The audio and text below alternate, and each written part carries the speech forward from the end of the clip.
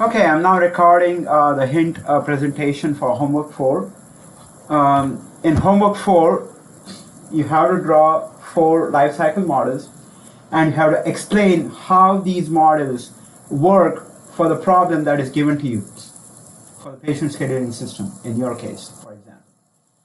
So if you draw these models just like that, if, for example, you type waterfall model on Google and you'll get a lot of diagrams on waterfall model. You just type rabbit prototyping, you find a lot of diagrams on rabbit prototyping.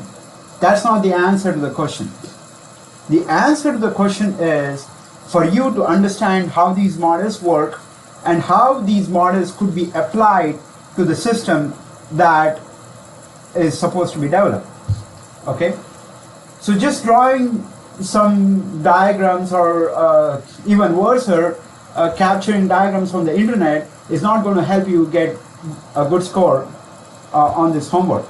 What I want to see is how these models can be applied for that particular problem. And I've kept the question very broad so that you could answer in 100 different ways.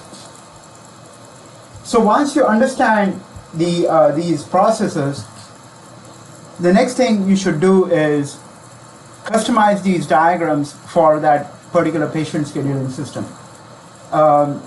One student was asking me, where is this model? I have not heard about this. You have a textbook. There's a lot of information on your textbook. Read it. There's a reason why we have a textbook in this course. There's a reason why we are providing additional material in terms of videos, in terms of recorded lectures, etc., etc. So go through the study material. There's a lot of information in those study materials. Okay. So once you go through the study material, then you can apply your imagination, creativity on how these models would work for the patient scheduling system. Okay. You can do one of the two things.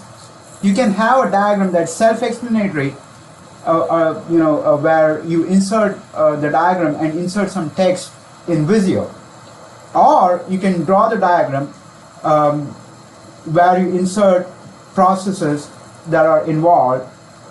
For example, in waterfall model, you have to first capture the system requirement. So you capture the system requirement for a patient scheduling system. What do you do to capture the system requirement? Do you interview people? Do you what kind of people do you interview? How do you document? Do you follow conventions? You already done the SRS document in your midterm project. Write about it. Okay? How do you do the design? Write your steps about it, like that. If it is rapid prototyping, how are you going to develop the prototype? Whom are you going to talk to? How do you know whether the prototype is acceptable? Write about it. Okay? Those type of things. So that's what I want to see in your answer. It's not just 4 diagrams that just give you some, that would give me some, some simple information on how the model works. We all know how the model works. All I have to do is just Google search. Okay? So you keep that in mind. You got to provide a lot of explanation in your answers.